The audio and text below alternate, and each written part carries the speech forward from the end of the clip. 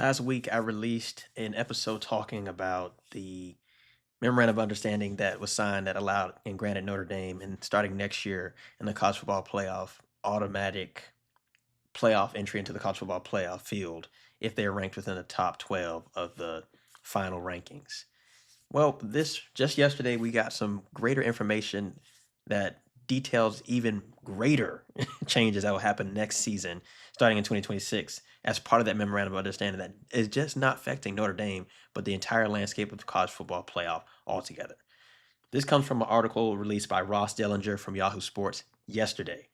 He detailed that the memorandum of understanding that Notre Dame signed did not just include the fact that Notre Dame would get an automatic berth into the playoff field if they were in the top 12 of the final rankings.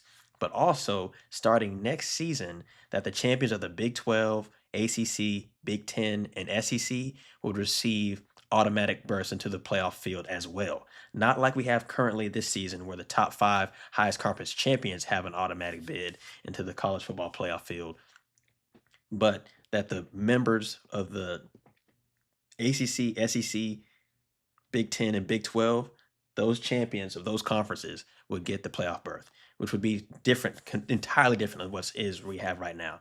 If it was in place like it would be next year, Duke would actually make the top 12 and make the playoff as opposed to JMU. This memorandum also allots for just one group of five conference champion to make it into the college football playoff with an automatic playoff berth. That means if another group of five school would have to make it, they would have to be ranked in that top 10, probably top nine area, seeing as Notre Dame, if they were in at 11 or 12, they would absolutely automatically make it.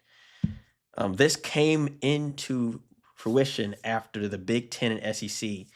In all honesty, I think they're being greedy here. They threatened to create their own postseason system if they were not granted the majority of the CFP revenue, as well as full authority of the future playoff format, both of which they now have. They threatened that to the rest of the conferences, and that is what brought this memorandum to be signed. And it's not just the Big 10, Big 12, SEC, ACC who signed this, and Notre Dame. It's also the other non-power conferences that signed this. They signed this because they're only given a little bit of time before the Big 10 or SEC said that they were going to do this, and then threatened to entirely make their own thing and leave. It's part of those discussions. It's a real watery situation. Tell me your thoughts on it in the comments. Gosh, SEC, Big 12, they're being greedy here, man. They're just changing the landscape year after year. There's probably going to be a 16-team playoff, might be more. Who knows how well this whole thing's going to change.